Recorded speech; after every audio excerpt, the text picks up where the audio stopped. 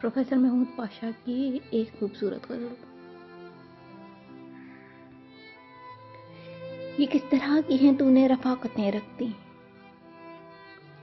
ये किस तरह की हैं तूने रफ़ाक़तें रखती, कि दे के दूरियां दिल में मोहब्बतें रखती।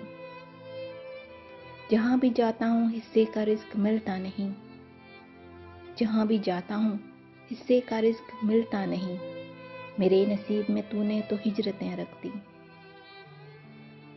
जहाँ को खोजूं तो बढ़ती हैं हैरतें मेरी, जहाँ को खोजूं तो बढ़ती हैं हैरतें मेरी।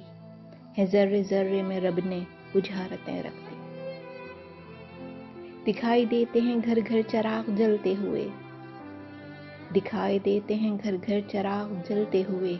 उठा के किसने फलक पर इमारतें रख दी। है काट डाली ये बरसों की मैंने तीरा शबी, है काट डाली ये बरसों की मैंने तीरा शबी। तेरे नसीब में सुबह सबाहतें रखती। ये क्या हुआ है कि महमूद उसने मेरे लिए, ये क्या हुआ है कि महमूद उसने मेरे लिए। लबों पे कहर नज़र में हिकारतें रखती। ये किस तरह की हैं तूने रफ़ाक़तें रखती, कि दे के दूरियां दिल में मोहब्बतें रखती।